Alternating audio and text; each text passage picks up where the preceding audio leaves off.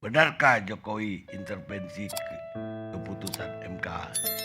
Ya KPU mensahkan itu karena tadi ada prinsip mayoritas hakim konstitusi menolak dalil 0103. Kan itu dasarnya kenapa dia disahkan. Itu kan cuma upacara mensahkan sesuatu yang ya, toh itu basa-basi baca segala macam apa poin itu kan. Jadi orang balik lagi pada dinamikanya di mana itu. Kawas candra di mukanya ada di Mahkamah Konstitusi itu. Dan itu yang menerangkan pada kita bahwa kita ingin ada suatu kualitas baru dihasilkan dari mahkamah itu. Ada bicara tentang mari kita mulai untuk transisi itu kekuasaan. Ya, tapi transisi itu artinya beralih dari suatu kualitas ke kualitas berikutnya kan. Itu cuma transisi itu.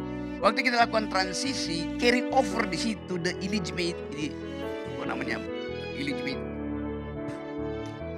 apa yang suka yang tidak legitim itu anak haram konstitusinya itu ikut juga carry over ke situ kan.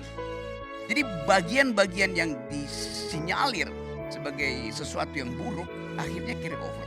Buktinya apa dia carry over? Besok 25 April hari otonomi daerah, Jokowi akan memasangkan lencana pada dua anaknya. Satu Gibran, satu adalah Bobi. Jadi orang melihat oh itu yang dilantik kemarin di Mahkamah Konstitusi di KPU itu. Sebelumnya Ibu Iriana dikalungkan sendiri lencana oleh Presiden Jokowi. Lihat aja besok 3. Jadi terhubung lagi yang kita sebut kesamar-samaran dari dinasti itu besok menjadi nyata. Kan dasarnya itu. Lalu kita bilang bahwa iya mayoritas sudah putuskan 5 hakim itu. Oh ya dulu juga itu waktu debat apakah bumi ini bulat atau datar itu debat antara Kopernikus dan Ptolemeus itu. Yang menang memang Ptolemeus. Bumi ini datar. Karena prinsip mayoritas Katolik nggak boleh diganggu doktrinnya. Kalau bumi itu bulat itu artinya ada sistem sonar lain yang mengatur-atur bumi itu. Jadi itu yang disebut apa namanya itu ada istilahnya dalam psikologi itu imitate the majority itu. Udah ikut aja gerombolan mayoritas kan. Itu juga yang menunjukkan 5 hakim itu ada the majority. Memang karena bagi mereka bumi itu adalah datar. Setelah disurvei. Karena tidak diberi pengetahuan bahwa kalau datar itu konsep-konsep alam semesta berubah. Susah. Sementara yang 3 itu mendalilkan sesuatu setelah mereka paham bahwa yang dimintakan pada 3 hakim ini adalah problem-problem terstruktur sistematis dan masif. Bagaimana buktikan itu? Dengan pikiran dia buktikan itu. Gak boleh pakai pikiran. Lo mahkamah sendiri bilang boleh ada kamar kuantitatif, ada kamar kualitatif. Maka 3 orang ini memakai otaknya dengan bagus. Mengikuti prinsip Kopernikan. Sementara yang 5 memakai prinsip imitate the majority. Itu dasarnya kan. Maka disimpulkan oleh 3 hakim ini bahwa ada kecurangan di 60% pemilih kita. Di mana itu? Ya di kota-kota besar itu. Boleh nggak itu diterima? Nggak boleh diterima. Kenapa? Karena nggak bisa diverifikasi. Misalnya itu beras bansos itu masih ada nggak di keluarga miskin yang ada di Tangerang misalnya. Oh datang aja ke Tangerang. Si keluarga bilang iya. Beras itu udah jadi bubur.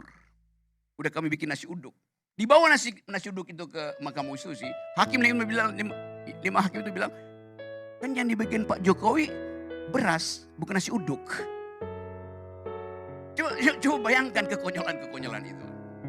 Jadi sekali lagi kita mau coba lihat ini bahwa kita mau masuk dalam perdebatan yang betul-betul bermutu. Bukan soal ini mayoritas yang bilang, tapi mayoritas yang dungu mau ngapain? Terima prinsip mayoritas yang dungu. Kan dasarnya itu kan. Jadi kita balik lagi bahwa memang 3 hakim itu minoritas. Yang ini mayoritas. Tetapi di dalam politik ada prinsip bahwa less is more. Yang sedikit bahkan berlebihan. Karena dia sedang menghasilkan perencanaan baru untuk kita pikirkan. Oke, tidak ada cewek-cewek Jokowi. Oke, berarti besok tidak akan ada pengalungan. Kaki lencana pada 2 anak Jokowi. Kita lihat besok. Pasti ada pengalungan lagi. Karena bagi Jokowi yang ada di pikirannya itu adalah kemaslahatan keluarganya. Dari awal kita deteksi itu. PDIP mungkin terlena sedikit, tapi kemudian bangkit pikirannya tuh. Bahwa partai ini mesti didirikan, diasuh secara ideologis tuh. Bukan dengan prinsip-prinsip kuantitatif. Jadi sekali lagi, bagi saya sebetulnya saya gembira aja bahwa akhirnya harus kita restui kedunguan Mahkamah Konstitusi supaya lengkap. Pembusukan kemarin itu pamannya Gibran itu ya baru cabangnya tuh. Pembusukan sebelumnya ya mungkin baru daunnya. Sekarang pembusukan di akar. Dan memang diperlukan pembusukan sampai di akar supaya pohon itu tumbang. Setiap pohon yang tumbang itu akarnya tercerabut, itu justru kesempatan matahari untuk menyinari kembali bibit baru di situ kan. Jadi terang benderang pada kita bahwa Pak Jokowi sekarang cemas karena Prabowo berusaha memasukkan sebanyak mungkin partai politik.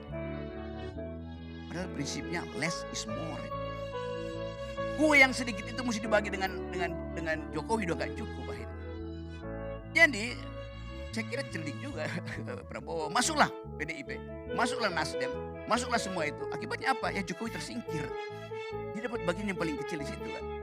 That's politics. Tapi buat kita bukan itu politik. Politik adalah upaya untuk mengembalikan moral. The morality of the public. Dan itu yang tidak mungkin kita peroleh hari ini. Jadi oke, selebihnya mungkin kalau ada persoalannya, kita anggap aja bahwa akan ada banyak keguncangan. Ada yang bergembira karena ini malam pengantin demokrasi. Tapi ada yang menganggap bahwa ini guncangan pertama pada kursi kekuasaan. Itu dasarnya kan. Malam pengantin artinya ranjangnya bergoyang, artinya ada kerusuhan hormonal. Tapi pada saat yang sama, ada yang akan mengguncang kursi kekuasaan. Karena itu di dalamnya ada kerusuhan moral. Kita pilih, mau nikmati kerusuhan hormonal atau kita mau lihat bagaimana kerusuhan moral itu akan menghasilkan Indonesia yang lebih bermutu.